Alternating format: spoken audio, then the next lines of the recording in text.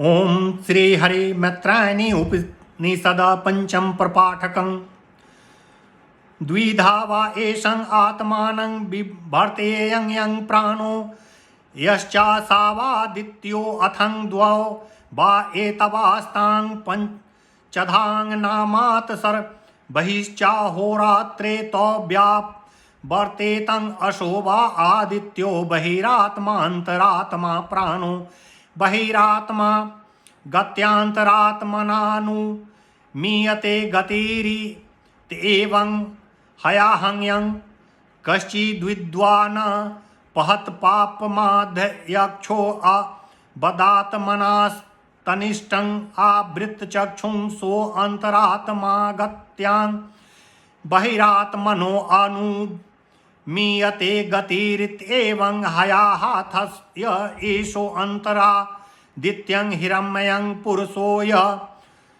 पश्यति मा हिरण्यवत्स एषो अंतरे हिरण्यपुष्कर एवाश्रितो अन्नमति। वह परमात्मा दो प्रकार की आत्माओं अर्थात स्वरूपों को ग्रहण करता है। यह जो प्राण है तथा जो सूर्य है, यही दोनों सर्वप्रथम उत्पन्न हुए हैं।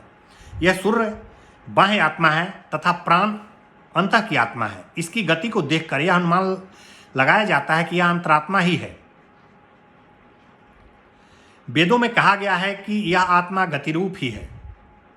जिस विद्वान के पापों का शमन हो चुका है वह सभी का अध्यक्ष होता है। उसका मन पवित्र होता है तथा उसकी स्थिति परमात्मा में ही रहती है।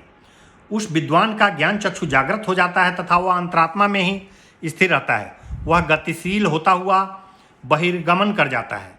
आत्मा की गति का अनुमान लगाया जा सकता है, ऐसा विद्वानों ने भी प्रतिपादित किया है। सूर्य के मध्य भाग में जो पुरुष स्वर्ण के रूप में दृष्टिगोचर होता है, जो हमें हिरण्यमय अर्थात प्रकाश स्वरूप दृष्टिगोचर होता है, वही पुरुष हृदय रूपी कमल में स्थिर रहते हुए अन्न को ग्रहण करता है। अथया एषो अंतरे हृतपुष्कर एवाश्रितो अन्नामति स एषो अग्निर्दिवि श्रितं शौर्यं कालाख्यो अदृशं सर्वभूतानामतिंकं पुष्करं किमयं वेदं भाव तत्पुष्करं योऽयमाकाशो अश्एमाश्चतस्रो दिशश्चतस्रं दिशं संस्था अयमर्वाग्नि परत एतो प्रान्दित्या बेताबुपासितो मित्यक्षरेण व्याहयतिभिः सावित्र्यां चेति। जो पुरुष हृदय कमल में विद्वान एवं अन्न ग्रहण करता है, वही पुरुष इस सूर्य की अग्नि के रूप में आकाश में प्रतिष्ठित है। यही काल नाम से युक्त पुरुष है। वह अदृश्य होते हुए भी सर्वभूत रूपी अन्न का भक्षण करता है। यह कमल क्या है, यह क्या जानकारी रखता है? इसका उत्तर यह है कि जो यह आकाश है यही कमल है और इसमें निवास करने वाला वह समस्त प्रकार की जानकारी रखता है। वह इन चारों दिशाओं एवं उपनिषदों में प्रतिष्ठित है। वह सभी से परे अर्थात श्रेष्ठ है। इस प्राण और आदित्य की ओंकार से युक्त एवं व्याहृतियों सहित गायत्री सावित्री महामंत्र से उपासना करनी चाहिए। द्वे वाव ब्रह्मणो रूपे मूर्तं चा मूर्त चाथयन् मूर्त तदस्यं तद्मूर्तं ततस्यं तद्द्रवहं यद्द्रवहम तज्ज्योतिर्ज्योति स आदित्य शवा एषा आमित्य एतदात्मा स त्रेधात्मानं भय कुरुत ओमिति तिस्रो मात्रा एताभिः सर्वमिदमोतं प्रोतं चैवास्मिन्नित एवं हया हैतद्वा आदित्या ओमित्येवं ध्यानस्थात्मानं युज्यतेति। ब्रह्मा के दो रूप है, मूर्त और अमूर्त। जो मूर्त रूप है वह असत्य है और जो अमूर्त रूप है वह सत्य है। वही यथार्थ ब्रह्म है। जो ब्रह्म है वही ज्योति है और जो ज्योति है वही आदित्य है। वही ओंकार प्रणव है, वही आत्मा है। उसने अपने स्वरूप को तीन प्रकार से प्रकट किया है। ओंकार तीन मात्राओं से युक्त है। इसी ओंकार में सभी तत्व विद्वान है। इस तरह श्रुति में वर्णन मिलता है। आदित्य ही ओंकार स्वरूप ब्रह्मा है। ऐसा ध्यान करते हुए पुरुष को चाहिए कि वह आत्मा का उसके साथ संयोजन करे। अथान्यत्रापयुक्तमथं खलु यदृक्थं स प्रणवो यं प्रणव स गीथं इत्यसावादित्यं उग्रथा एव प्रणव इत्येवं हरायाहो दगिर्था प्रणववाक्यं प्रणेतारं नाम रूपं विगत निन्द्रं विजर्मा मृत्युं पुनः पंचधा यज्ञं निहितं गुहायामित एवं हयाहोर्ध्वमूलं बा आ भ्रमशाखा आकाश वायव गण्युदकभूमदायादय एकेनातमेद दब्रह्म ततस्ते यद सावादित्य ओमित एतदक्षरस्य चैतस्तस्मादोमित्यने नैतदुपासिताजस्त्रमित एको अस्य रसं बोधयित इत्येवं हर्याया हैत देवाक्षरं पुण्यमेत देवाक्षरं जज्ञात्वायो यदि क्षति तस्य ततः। तत्पश्चात एक अन्य स्थान पर यह कहा गया है कि जो उद्गित अर्थात उद मतलब प्राण और गीत मतलब अभिव्यक्ति है वही ओंकार है। जो ओंकार प्रणव है वही उद्गित है। जो प्रारंभिक नाम से युक्त तत्व है वही सभी को प्रादुर्भूत करने वाला है। वह नाम तथा रूप से युक्त है, निद्रा रहित और वृद्धावस्था से रहित है, मृत्यु रहित है। इस प्रकार से उसे 5 भागों में जानना चाहिए। वह हृदय रूप गुफा में ही निवास करता है, ऐसा श्रुति का मत है। इस ओंकार रूप परमात्मा का मूल ऊर्ध्व की ओर और जहाँ तक ब्रह्म है वहाँ तक इसकी शाखाएं फैली हुई है। वे समस्त शाखाएं आकाश, वायु, अग्नि, जल और पृथ्वी आदि के रूप में है। इस एक ही तत्व के माध्यम से यह सभी कुछ प्राप्त किया जा सकता है। वही ब्रह्म है। यह समस्त विश्व उस ओंकार का ही स्वरूप है। यह सूर्य भी ओंकार का ही रूप है। अतः ओंकार के द्वारा उस सूर्य की सदा प्रार्थना करनी चाहिए। इसी एकमात्र ओंकार से ही उसके रस का बोध किया जा सकता है, ऐसा श्रुतियों का मत है। यही पवित्र अक्षर रूप ब्रह्म है। इसी ओंकार रूप अक्षर का बोध करके मनुष्य जो भी चाहे इच्छानुसार प्राप्त कर सकता है। अथान्यत्राप्युक्तं अस्तनयत एपास्य तनुर्या ओमिति स्त्री पुंसकामीति लिंगवत् एषा थाग्निर्वायुरादित्यं इति भास्वत् एषाथ रुद्रो विष्णुरित्यधिपतिरित्येषाथ गार्हपत्यो दक्षिणाग्निराहवनीय इति मुखव्य एषाथ ऋग्यजुषामेति बीजानाते एषथा भूर्भुवः स्वरिति लोकवत् एषाथ भूतं भव्यं भविष्यदिति कालवत् एषाथं प्राणो अग्नि सूर्यं इति प्रतापवत् एषाथानमापस् चंद्रमा इत्यापयानवत् एषाथं बुद्धिर्मनो अहंकारं इति चेतनवत् एषाथं प्राणो अपानो व्यान इति प्राणवत् एकेतया जामित्युक्त तयहाताः प्रस्तोतार्पितां भवति एवं हया हैत द्वय सत्यकाम परं च यदोमित एतदक्षरमिति। पुनः इसके पश्चात अन्यत्र कहा गया है कि इस ब्रह्मा का शरीर जो शब्द उच्चारित करता है उसे ओंग कहते हैं। यह ओंकार स्त्री पुरुष एवं नपुंसक इन तीनों लिंगों से युक्त है।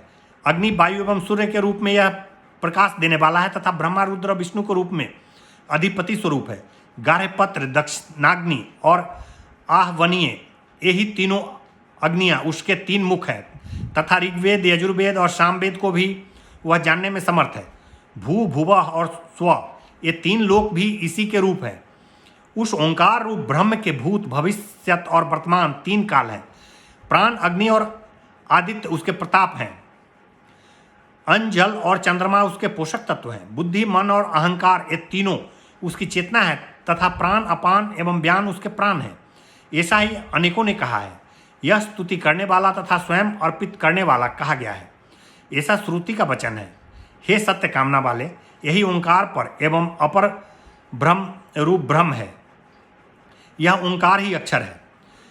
अथ व्यातं वा इदमासित सत्यं प्रजापतिस्तपस्तवत्वा अनुव्याहरद भूर्भुवः स्वरित एषां हाथ प्रजापते अस्थविष्टां तनुर्वा लोकवतीति स्वरित्यस्यांग शिरो नाभिर्भुवो भूपादा आदित्यश्चक्षुरात्य पुरुषस्य महतो मात्राश्चक्षुषा ह्रयं मात्राश्चरिति सत्यं वै चक्षुरक्षिण्युपस्थितो हि पुरुषः सर्वासेथु वदत् एतस्माद् भूर्भुवः स्वारित्युपासितानं हि प्रजापतिर्विश्वात्मा विश्वचक्षुरिवापासितो भवतीत एवं हयास है सा वै प्रजापतिर्विश्वभृतानुरेतस्यामिदं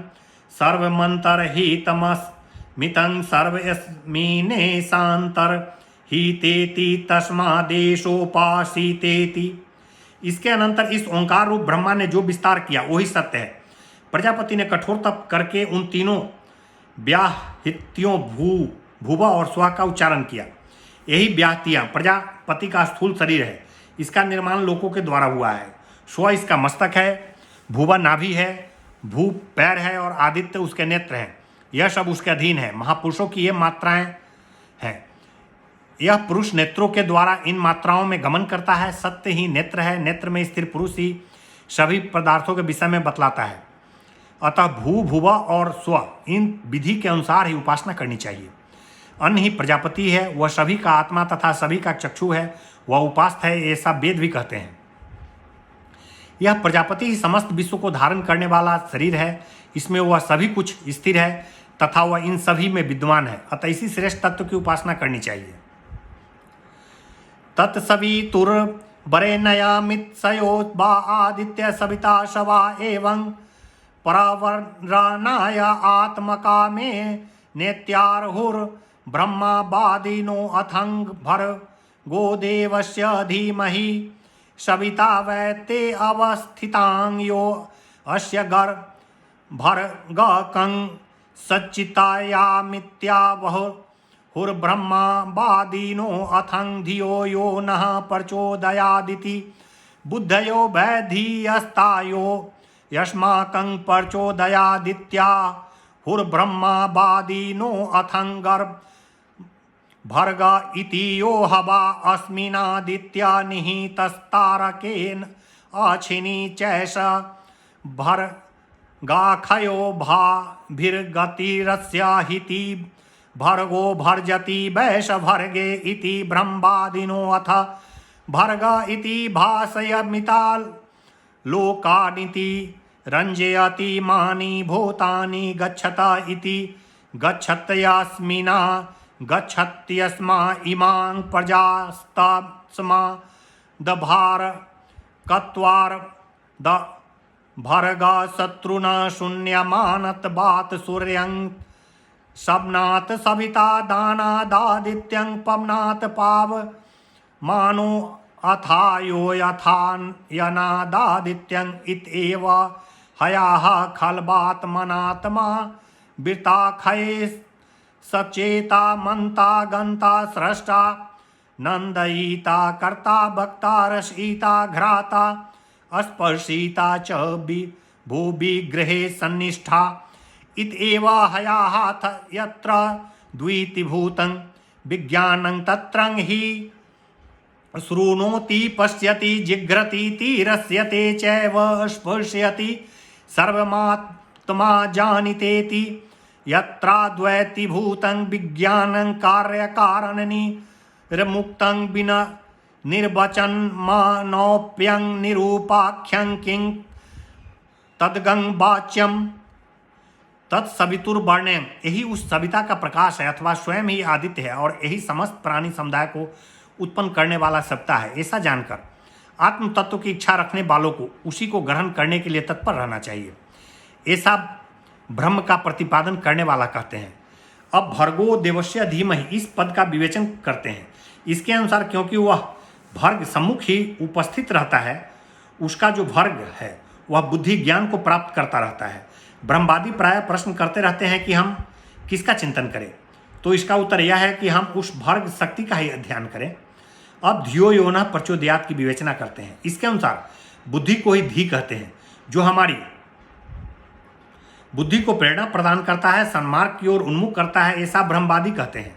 भर्ग वही है जो सूर्य में निहित है। आँख की पुतली में भी भर्ग स्थित है। इसकी कांति से मनुष्य गति करता है, अतः यह भर्ग है, अथवा यह सभी को तप्त करता है। इस प्रकार से यह भर्ग कहलाता है। यह रुद्र को ब्रह्म मानने वालों के विचार है। भ अर्थात लोकों को प्रकाशित करने वाला, र अर्थात समस्त प्राणियों का रंजन करने वाला, एवं ग अर्थात प्राणियों प्रजाओं के गमनागमन का आधार स्वरूप। इस प्रकार भ र ग होने से भर्ग है। निरंतर प्रसव जन्म देने के कारण सूर्य कहलाता है। सबको प्रादुर्भूत करने के कारण सविता कहलाता है। सबको प्रकाश देने के कारण आदित्य और सबको पवित्र करता है, इससे पवमान कहलाता है। अथवा सभी की ओर गमन करने से तथा सभी को अयन आश्रय स्थल होने से उसे आदित्य कहते हैं। वह स्वयं ही आत्मा है। इसका नाम अमृत है, सर्वज्ञ है, चिंतन करता है, गति करता है, सृजन करता है, आनंद प्रदान करता है, स्वयं कहता है, स्वाद लेता है, सूंघता है, स्पर्श करता है, समस्त शरीर में व्याप्त रहता है और उत्तम स्वाद से युक्त है, ऐसा वेद कहते हैं। जहाँ पर विद्वान द्वैत रूप में होता है, वहाँ जो सुनता है, देखता है, सूंघता है, स्वाद लेता है, स्पर्श करता है, वह सब आत्मा ही है। इस तरह से तुम ऐसा निश्चय रखो। जहाँ विज्ञान अद्वैत हो जाता है, वहाँ कार्य और कारण से रहित, वर्णातीत, उपमा रहित तथा व्याख्या ही विहीन हो जाता है। ऐसे उस भर्ग शक्ति के संदर्भ में क्या कहा जाए?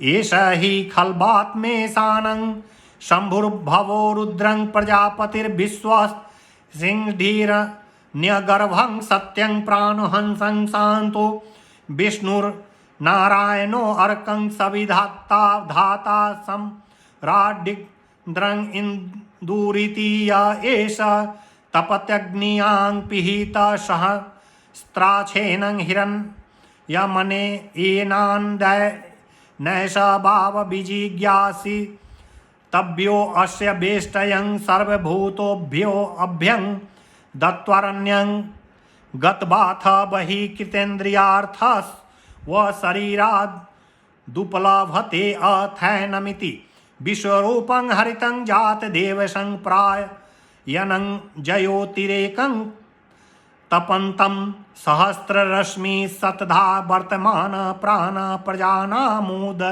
एत एषं सूर्य। हे श्रेष्ठ मुने, यही आत्मा है, यही सबका नित्यता, ईश्वर, शंकर, भव, रुद्र, प्रजापति, विश्व स्रष्टा, हिरण्यगर्भ, सत्य, प्राण, हंस, शास्ता, उपदेशक, विष्णु, नारायण, अर्क, सविता, धाता, सम्राट, इंद्र और चंद्र भी वही है जो इस अग्नि के रूप में तप है और सहस्त्रों के चक्षु रूप में प्रकाश में आनंद से परिपूर्ण है। वही जानने योग्य है। सभी प्राणियों को अभय दान प्रदान करके तपोवन में जाकर उस ओंकार का अनुसंधान करना चाहिए। जो मनुष्य इंद्रियों के विषय भोगों का बहिष्कार करते हैं, उनको अपने शरीर में से ही वह प्रकाश तत्व प्राप्त हो जाता है। यही विश्वरूप मनोहर जन्म ग्रहण करने वालों का पूर्ण ज्ञाता है। सभी का परम आश्रय स्थल और ज्योति रूप से तप्त होता है। यह सूर्य सविता अर्थात परमात्मा सहस्त्रों रश्मियों से युक्त सैकड़ों तरह से वर्तमान तथा समस्त प्रजा जनों का प्राण रूप होकर प्रकट होता है। इति पंचम प्रपाठक। हरि ओम तत्सत। शांति पाठम। ओम आप्यायन्तु ममांगनी वाक्य प्राणचक्षु श्रोत्रमथो बलमिन्द्रियाणि च सर्वाणि सर्वब्रह्मोपनिषदा मा अहं ब्रह्म निराकुर्यां मा ब्रह्म निराकरोद निराकरणं मे अस्तु तदात्मनि निरतेय उपनिषस्तु धर्मास्ते मयि सन्तु ते मयि सन्तु। ओम शांति शांति। इति मैत्रायणी उपनिषदा समाप्तम भवेत्। ओम शांति शांति शांति। ओम श्री हरि।